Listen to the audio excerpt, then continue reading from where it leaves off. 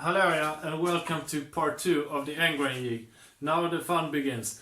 I will start by freehand routing out the waist on the half-blind dovetails. I'll show you how that works.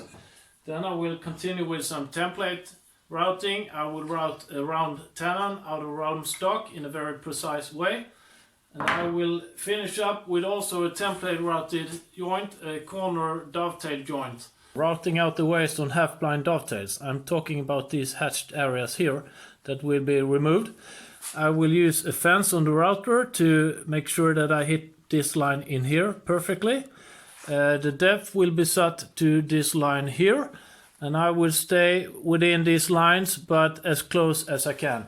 You could of course saw these lines before you route, but I will show you the other method. I route first and then I pair to the lines. For this operation I will use my trim router, since I think that's much easier to handle freehand.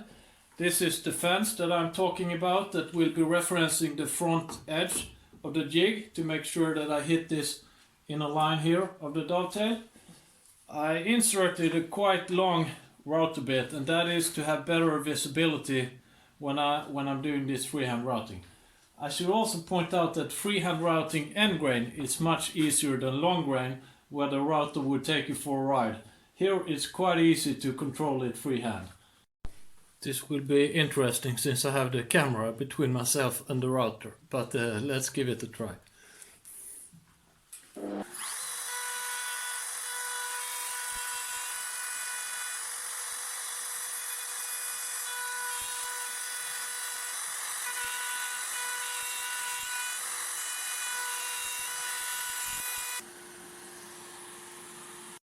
I got a bit shaky in my hands. It's not every day you freehand route something in front of 2 million YouTube viewers. But I'm quite satisfied. I'm close to my lines everywhere, so I will go and pair the edges and the corners, and then this is done. When it comes to pairing my dovetails to the lines, the sides I pair from the outwards and in, like this. The other side I like to use as wide chisel as I can and push it inwards against this reference surface that I know is flat from the routing. And by pushing the chisel against that surface, I prevent it rotating when it reaches the corner. So I'm done cleaning up the corners. Here is the end result. You could of course also use this method for through dovetails. You do exactly the same way. You don't need a fence on the router because you don't need to watch this line here. What you would need is a board on the outside here to avoid tear out. So next joint will be this round tenon joint. That will be a quite quick one, so let's head to that. So for the round tenon, I will use a round plastic piece that fits a drilled hole quite well. You could use anything, bushings, washers, whatever, as long as they fit some of your drill bits. So I will screw this in the center of this round stock, and then I will use a bearing guided bit to transfer the shape from the black plastic part down to the round stock. So I will do as usual. I put my piece of wood in from the underside until it touches the square. The only difference here is that I will use some V-blocks to be able to clamp down this round shape.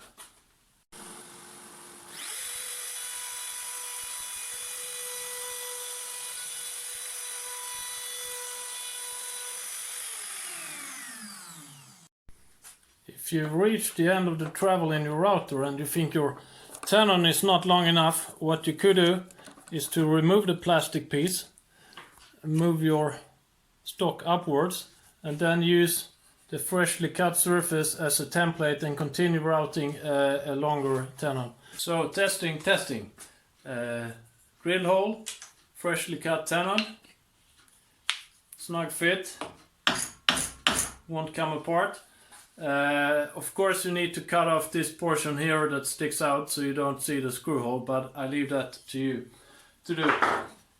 This template routing technique that I showed for the round tenon is of course not only limited to round pieces and round stock. To show that, I did this walnut drawer handle knob pull out of a rough sawn piece of walnut scrap. I will not show this entire process, I will fast forward it and I tell you how I did it. So first I inserted this one and I planed this in the jig since it was not square. Then I made the large diameter using a large washer as a template, and the smaller diameter I used a smaller washer as a template, and I used a countersunk screw to keep them concentric, and then I just cut it on the table saw.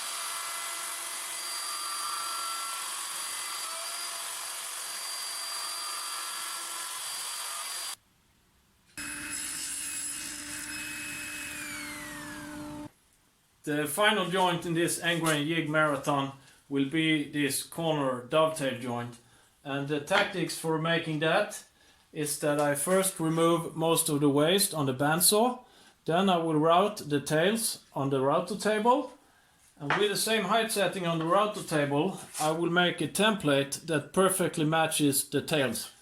Then I will attach the template to the end-grain jig, and with a bearing guided bit I will transfer the tail shape down to the mating piece. I'm back from the bandsaw. This is what the setup looks on the router table. I will register against this side fence here. I have pre-scored the side fence and the backboard in MDF, and that is to act as a zero clearance on this edge here so I avoid tear out. And the backboard in MDF is to avoid tear out on this surface here. I have a stop here to not go too far, so here we go.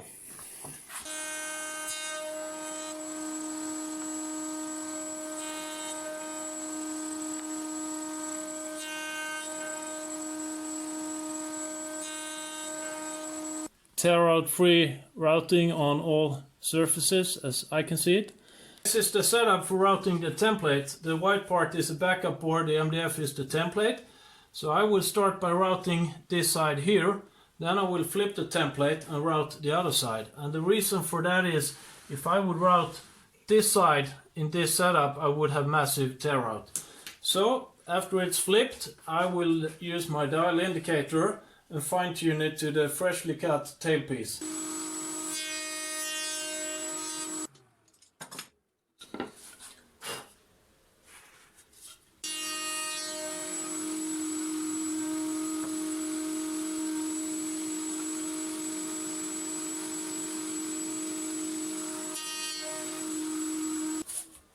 Sometimes you get lucky quickly. So I have a quite good fit against the tailpiece now, so the template is done. Try to explain how I aligned the template on the end-grain jig. To start with I made a small shoulder on the tailpiece to make it easier to register and hide this part of the joint. So first I make a line on the mating piece, then I align this part left to right until they are perfectly flush on the sides. Then I transfer this line to the tailpiece. Then I insert the tailpiece into the template and transfer the same line to the template. When I attach the template to the jig, I make sure that those lines line up, the one in the template and the one here. Front to back I just make sure that these surfaces are flush with each other. Template is clamped to the end-grain jig. I have a piece of MDF here with equal thickness as this one. It's attached with double-side adhesive, and that is to avoid tipping with a router when I come far out towards me.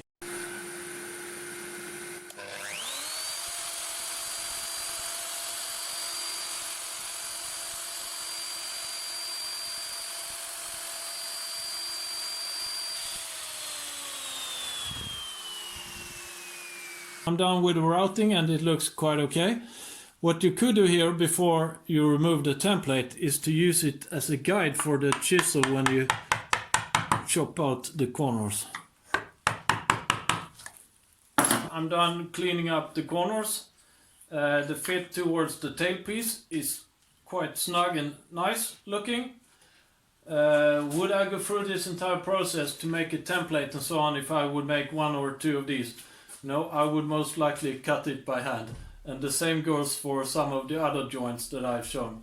But this was mainly meant as inspiration to show you what you can do with templates and the end-grain jig. We reached the end of the end-grain jig presentation, and as I said in the intro to part 1, it's one of my favorite jigs. It can be used for so many things, and I only shown a few examples of that here.